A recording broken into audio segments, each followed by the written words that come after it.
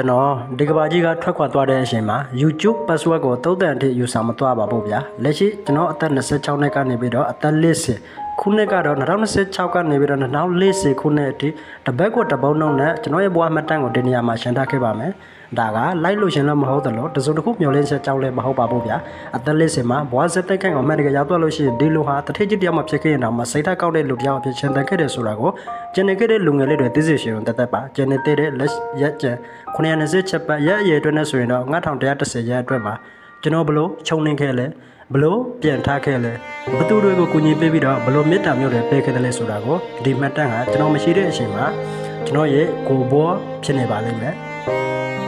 အမှန်တကယ်အသက်40မှာကျွန်တော်ဟာကိုယ်သေဆုံးသွားတယ်ဆိုလို့ရှိရင်တော့ဒီစာမျက်နှာကိုနားထောင်နေတဲ့လူတိုင်းဟာလူကောင်းတရားဥချေရာကိုမြင်ရမှာဖြစ်ပါတယ်အောင်မြင်မှုကကတရားအပေါ်မှာမူတည်ပေမဲ့အတိတ်ကကျွန်တော်ထပ်ပိုကောင်းတဲ့ကျွန်တော်ဖြစ်ဖို့ဆိုတာကတော့ကျွန်တော်အပေါ်မှာအများကြီးမူတည်နေပါတယ်ဒီခရီးစဉ်ကိုကျွန်တော်နဲ့အတူတူစောင့်ကြည့်ကြမယ်ဗျ